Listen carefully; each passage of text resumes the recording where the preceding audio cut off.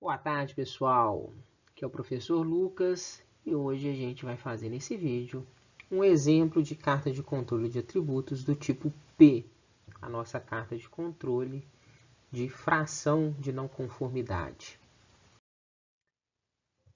Esse é o exemplo que nós vamos trabalhar. A nossa tabela aí contém informações de eixos de motor defeituosos. Cada lote possui 80 unidades. Tá? Então, vocês percebam que nessa tabela a gente já tem a informação da nossa fração de não conformidade. Perfeito? A gente já tem a nossa fração de não conformidade. É o que a gente vai usar.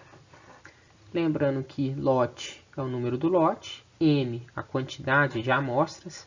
É interessante a gente reparar que nesse exemplo a quantidade de amostras é sempre a mesma, a quantidade de elementos por amostra é sempre a mesma. Então, todo conjunto é composto por 80 elementos. E esse DI aqui é a quantidade de peças fora da conformidade, ou quantidade de não conformes. O nosso PI, ou seja, a fração de não conformes do lote 1, é dado quando a gente pega esse 9 e divide por 80. O nosso PI do lote 2 é dado por 11 dividido por 80. E assim sucessivamente. Tá? Então, só para a gente entender todas as informações dessa tabela.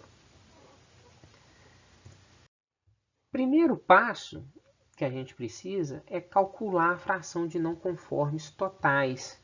Lembrando que a gente tinha ali uma fração de não conformidade de cada lote, mas eu quero saber do processo inteiro. Então, quando a gente não tem essa informação do processo todo, a gente vai trabalhar com uma média de fração de não conformidade. Então, o que eu fiz aqui nesse slide é nada mais que calcular a média daqueles P's.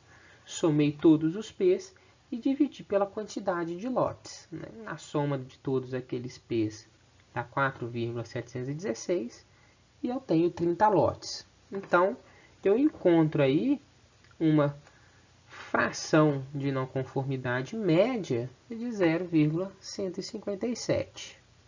Foi a nossa primeira etapa de resolução desse problema para a gente traçar o nosso gráfico de controle de atributos do tipo P.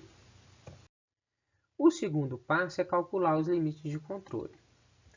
A minha linha central é dada pela própria fração de não conformidade média.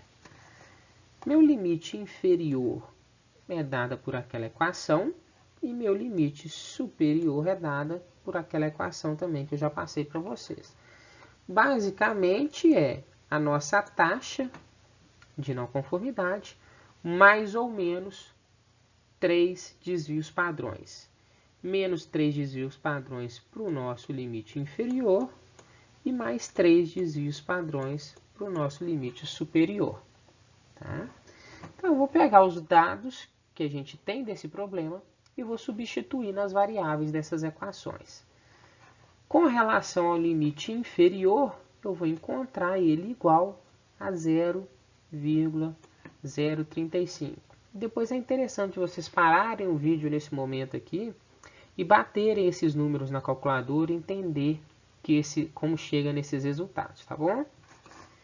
E com relação ao meu limite superior, substituindo os valores e efetuando as nossas operações, eu encontro que o meu limite superior é de 0,279. Nesse exemplo, a gente tem uma situação interessante. A gente tem dentro da tabela frações de não conformidade que fogem dos desvios padrões.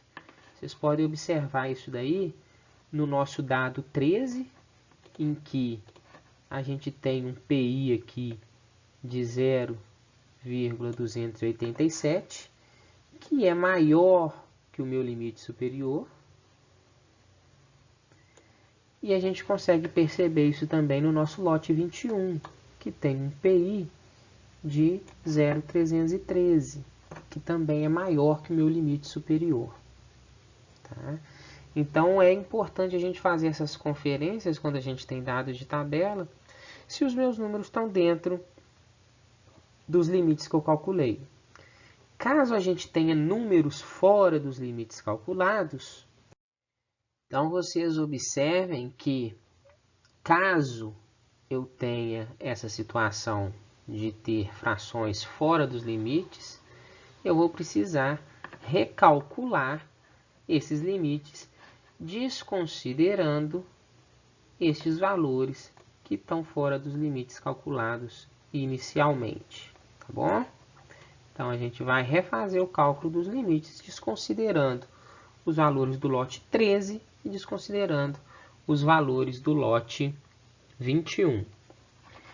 Importante, eu estou desconsiderando 2 lotes, mas o tamanho de cada lote, o N de cada lote, continua sendo 80.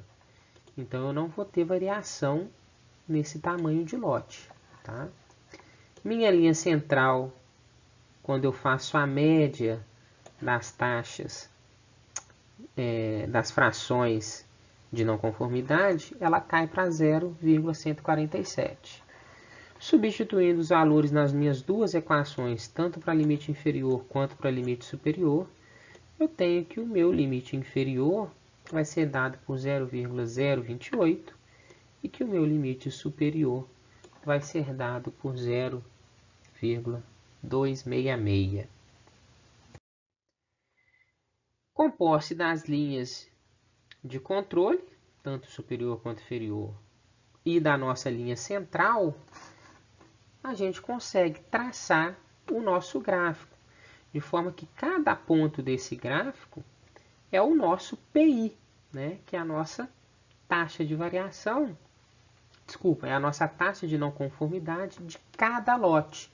Então, vocês percebam aqui, ó, taxa de não conformidade do lote 2, taxa de não conformidade do lote 3, taxa de não conformidade do lote 4, e assim sucessivamente.